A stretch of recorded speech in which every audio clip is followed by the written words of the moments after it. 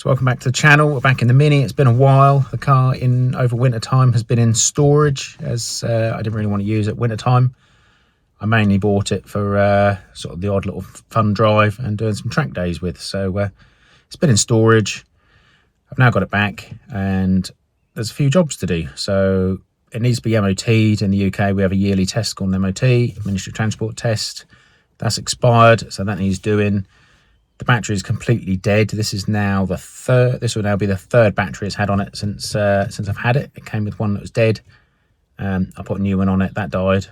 I got that changed under warranty. That has now died. I haven't got the receipt for it. I don't know what I've done with it. So it's only a year old at the most. But I bought a new one, so I need to fit that. Before it went into storage, the cam cover gasket was leaking oil slightly. It's a very common thing on these, and it was going straight onto the exhaust manifold. So making a bit of a mess with smoke, so I need to whip the intercooler off, whip the cam cover off and reseal that. We'll change the oil filter, give it a quick look over, and yeah, get it all sorted for a few little road trips and some track days. So let's crack on.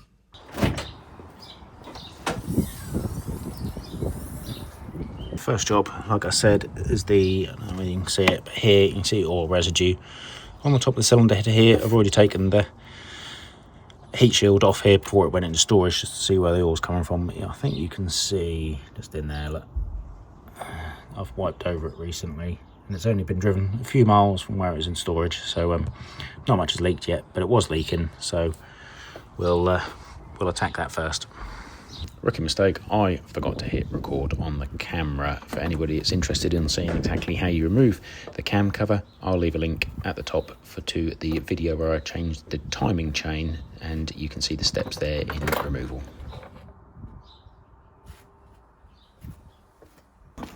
So new gasket is on, it's ready to go on. I just got to put a couple in there for the spark plug tubes. Now I have cheated very slightly. I know it's a bit frowned upon really, but I've used some of this black gasket maker seal stuff. Just put the tiniest little bead of it across. It's literally just like a smear, like micromillimeter thick, just to stick it on to hopefully stop any oil leaking out of the back, as these are known for leaking. So now that's ready, we'll throw it back on the engine.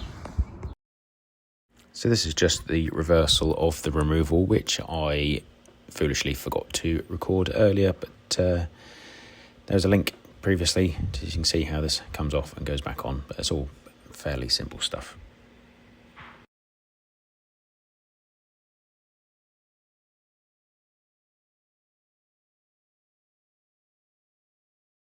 Right, so I've done the cam cover gasket. Now it's onto the battery. The battery being completely dead means that the boot lid doesn't work properly. But for those of you who don't know, if you pull up the bottom of the seat, to show you under here, there it is, just here, there's a ring pull. And that is like an emergency ring pull to be able to get into the boot. Because obviously if you've got a flat battery, the battery's in the footwell or in the boot floor, and it's electric, you can't get in there. So we've got a little pull here so we can get into the boot.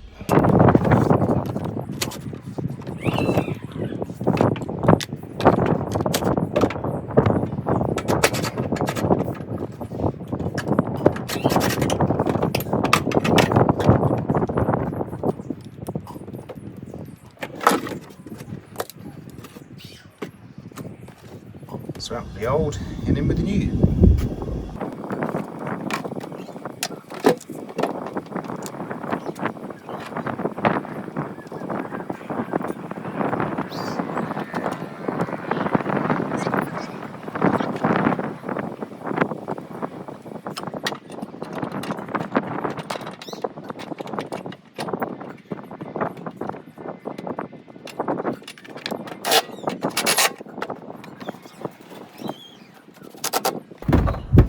What I'm also going to do this time is I've bought a little battery conditioner, and this comes with, this also comes with a cable that you leave connected to the battery, and then you can plug in and plug the charger nice and easily.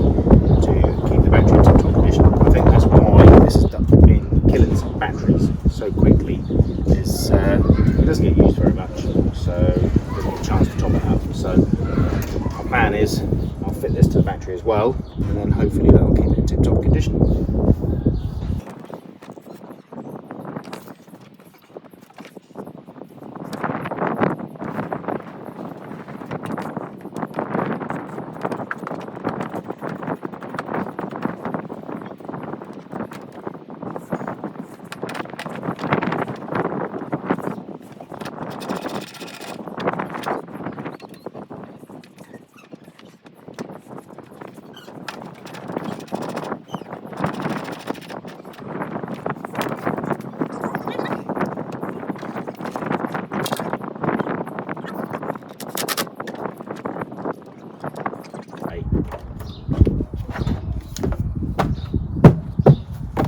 Job's good.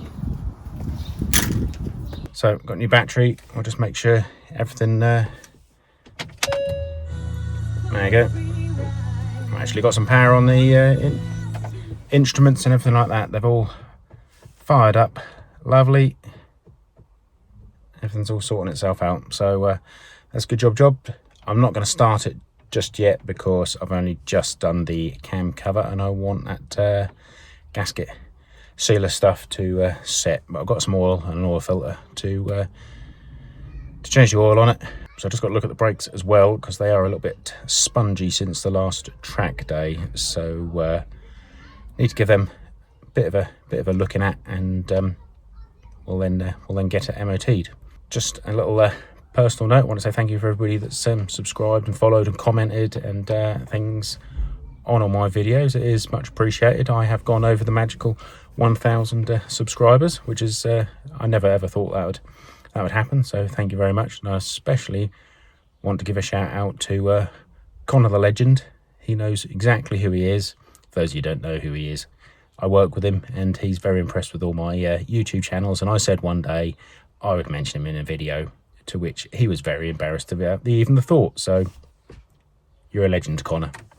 Right, so it's a few days later. I've got a track day booked now, so time is off the essence. Just before I put it into storage last year was when I done the last track day, and the brake pedal was a bit spongy. They worked. It was just a bit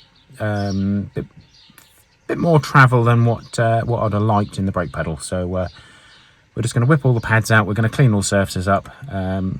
Just give them a freshen up, a bit more grease on the old sliders and that sort of thing. And I have got some brake flexies to put on the back, so we'll get those changed over. We then just need to do a quick oil change on it. It's got a K&N filter, so that doesn't need changing. The fuel filter I changed last time. That's done maximum 2,000 miles since I've done that. So just peace of mind. It's been over a year now. I'll just change the oil and the filter, and yeah, we'll all be good to go for a track day. So I jack the car up, whip wheel off, remove the brake pads, and then going to clean up the friction surfaces with some sandpaper, clean all the sliders where the pads locate and move, just to make sure everything is all free. I can change the fluid at the same time, so lots of bleeding on the brakes to have nice fresh fluid through. Moving to the back, doing the same again, except this time I'm also changing the brake flexi pipes. So moving on to the oil change. As I said previously, it hasn't done very many miles the last year or so, but what miles it has done have been quite hard on track days, etc. So for peace of mind, before the next track day, we'll just give it a quick oil change.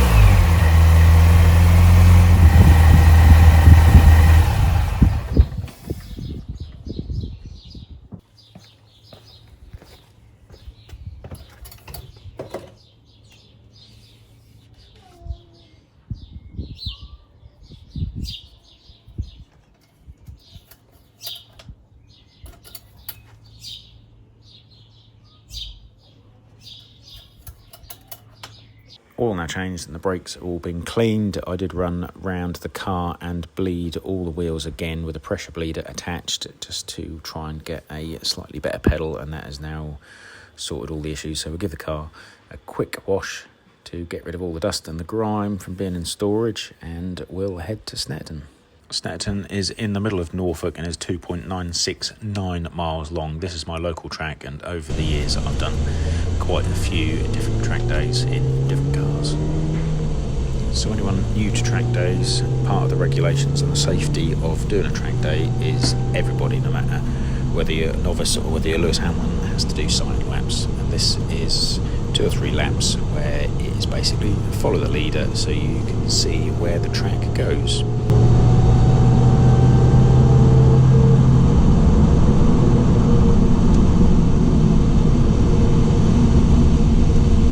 So it's a bit boring, so we'll leave this here and we'll get on to a flying lap.